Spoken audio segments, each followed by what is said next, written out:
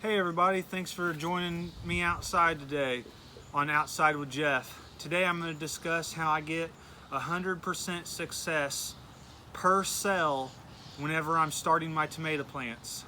We're going to go step by step on what I do, what growing media I use, and a couple of the seed suppliers that I use to ensure my success. I will have links to the items that I speak of in the comment section or the details section below. Be sure to check those out. Those are not affiliate links, but it'll give you an idea of what I'm using to grow. Let's start with the actual container. If you've seen my other video on growing peppers, you'll recognize this container. It's a 4-part. The first one is your water retention container. This is going to hold water to make sure that your cells, your growing cells, do not dry out on you. This is crucial during the germination process as well as the growing out period, because there's not a whole lot of soil in here and you need to make sure that the plants never dry out. I'm not sure if you've ever had issues in the past, but if your plants ever dry out, they can go limp and they can die really quick. Having this extra area, this reservoir to hold water, is very important, and I believe it's led to a large part of the success in starting my own plants. It also has this dome with this turn top. I always keep it to the closed position. You're only going to use this top until your seeds have actually germinated. Once all the cells have germinated, you'll just remove that, set it to the side, and you won't need it anymore. Depending on what kind of seed you're starting, tomatoes are usually, they take me about 5 days to get up and going. So I'll be looking at having that on top for about 5 days. Set this to the side. I'm going to show you this go around what I'm using for my starting media. And it's right here, Miracle-Gro potting mix. Now you'll see a lot of people out there who think that you need to have a special seed starting mix. I don't find that's necessary at all. This has worked wonders for me. There may be some larger pieces of debris in there, but you just pick those out. For the most part, this is fine enough. It has good moisture holding capabilities. The roots are able to grow through. The seeds are able to pop up. It doesn't cake over. I haven't had any problems using this right here. Now, I'm not sponsored by Miracle-Gro by any means, so if there's a different type of a potting mix that you prefer, feel free to use that. But this is the one that I've used and I've had a lot of success with. Just leave that there. So what I would do is I would fill this up, flush to the surface with growing media, and then you're going to dampen it, okay? And then once that's done, you're going to poke little holes right in the center. I like to use a pencil. I just use the eraser end, plop that right down there. Then you'll get another light dusting of soil from your bag, sprinkle it on top, cover up your seeds really good, and then you'll go ahead and lightly water it in. Once that's done, I like to come to the bottom tray and add about 1/4 inch of water. Now during the very first part, the seeds aren't going to have any roots, obviously. It's just going to be a seed. So the moisture content at the top is going to be the most important. But by adding water to the reservoir, it's going to keep that soil from drying out. Next step is to cover it up, make sure the vent is in the closed position, and then you'll want to be setting that on your heat mat.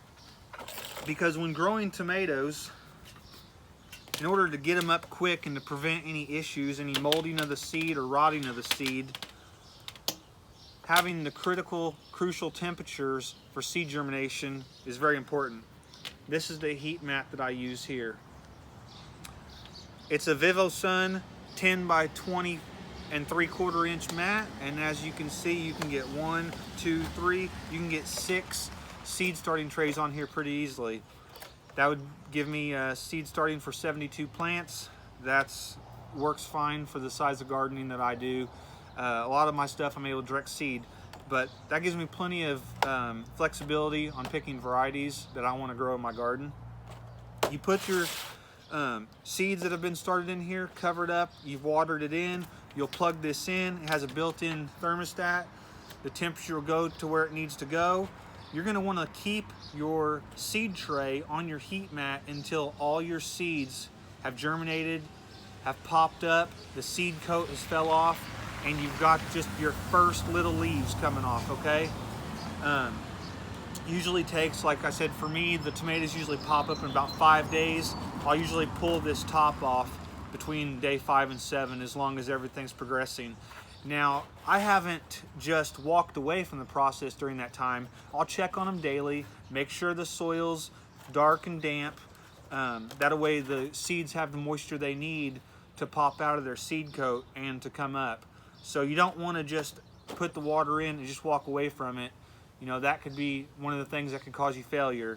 So number one failure in seed starting, in my opinion, is lack of moisture. Number 2 would be not having the right temperature to get those seeds germinated. Set this to the side there. So I feel like that should be all the tools you need to make sure you have proper germination. Now let's see the results of what I have going here. And I will admit, these are overgrown, but I had surgery recently and we had a lot of cold weather and I just was not able to get them in the garden. But these are some beautiful, healthy tomato plants. Got a few leaves. They need to get out in the garden, get the natural sunlight. I've got them under a grow light right now and they're doing a fantastic job. And as you can tell, they're healthy. They are overgrown, but like I said, that was out of my control with the surgery and the cold temperatures we had. I don't believe in up potting because honestly, these plants are doing just fine. As long as you keep them with nutrition and you keep the soil moist, I don't see that there's a reason to up pot. And it doesn't bother me that these plants are overgrown because tomato plants will grow roots all along the stem. So I'm going to plant these deep. In an upcoming video, you're going to see me plant these in the garden, and I'm going to plant them probably, 10 inches deep so that along this stem they can produce more roots and they can really take off, and that's going to help them to be more drought tolerant. It's going to reduce the watering needs throughout the season, and it's really just going to make for a much healthier plant.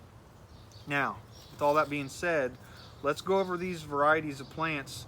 I do have one missing in here, right here. That's because I've already planted it in the garden.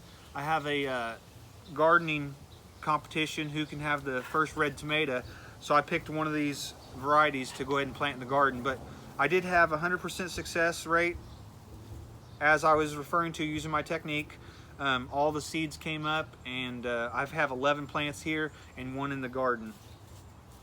But let's go over real quick. The first row here, right here, is Vintage Wine from M.I. Gardener. I opted to do something different this year. I didn't want to just go and get your average hybrid tomatoes that you find at the garden center, Big Boy, Better Boy, Beefsteak, those are heirloom, but I didn't want to just go and get the standards that I've always grown, Early Girl. I wanted to try something different, so I selected four varieties of tomatoes that I've never grown before. And like I said, the first one's Vintage Wine. It's got some really good coloration on there. It shows here that it's like a brandy wine. It produces a 10 to 16 ounce tomato. I think it's got a great coloration. I'm really looking forward to seeing how that does. It has a 80 to 90 day maturity. I'm really looking forward to having some nice unique tomatoes from those plants. The next one that I have, and that's the one that I've already planted in the garden, it's a porter right there. It says 65 days to maturity. That's why I selected it for my early planting. I thought that would give me the best shot at an early tomato. It looks like it's more like a cherry tomato. It's 2 to 4 ounces. It's going to be a little bit bigger than a cherry tomato, but it's going to be smaller than a slicer. I think that'd be really good for cutting in half and roasting, and cutting up for a tomato or for a salad. I think that'd be really tasty. And those are all growing really great. The next one over from there is Rose, and they're right here. They have an 80-day maturity.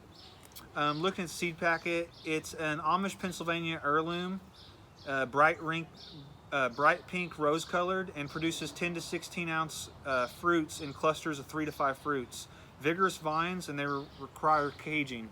And the cages that you see me build in a separate video, those will be great for all these varieties of tomatoes These are all indeterminates, which means they're gonna vine and continue growing all season long, and they'll produce tomatoes until the first frost. So I'm looking forward to really having a bumper crop of tomatoes this year. This final row here on the end, that's Arkansas Travelers. They have a 75-day to maturity.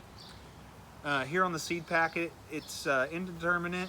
This is a variety that originated in the 1900s from the Ozark Mountains.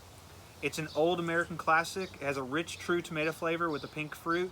It's very resistant to cracking, heat, humidity, and drought. It's a great producer of beautiful plate and toss salads. It produces 5 to 7 ounces fruit. It looks great. All these seeds from In My Gardener had excellent germination rates. I didn't have any issues getting the seeds to pop up. The plants look very healthy. They all have a good dark coloring. I do have a little bit of leaf issue on some of these, but that's more the fact that they need to get put in the garden. But up until about a week and a half ago, they were looking just absolutely perfect. And had I not had surgery, I would have had them put in the garden. But some things you just can't control. You just have to roll with the punches. But I have no doubt that these will grow right out of it. They're looking fantastic.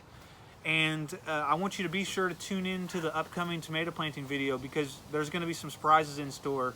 We're going to have a little tomato growing trial. But you're going to have to tune into that video to see exactly what it is. But I know you're going to enjoy it. It's going to test an age-old something that's been out there that you've probably seen on social media or other people have talked about in their videos. But honestly, I have not seen anybody plant side by side and do a trial of it. So that's kind of the teaser on it, and that's all I'm going to say about it. I do look forward to you tuning into future videos. If you would do me a favor, like this video if you found it brought any helpful content. If you feel that it's going to help your success in future germination of tomato plants.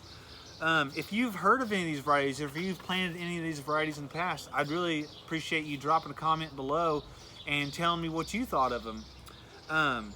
Be sure to tune in to future videos as we'll track the growing progress of these, the ripening, the maintenance on tomatoes. We'll go over cutting the suckers, whether or not we cut suckers on all of them. We might cut suckers on some, not do some on others, and see how that affects production. Follow and see which one of these produces the earliest tomato. And yeah, if you like these videos, if you enjoy hearing from me talk about the garden, subscribe to the channel and share this to your favorite gardening social media so that others can enjoy these videos as well. Thanks for coming outside with me. Have a great day. Thank you.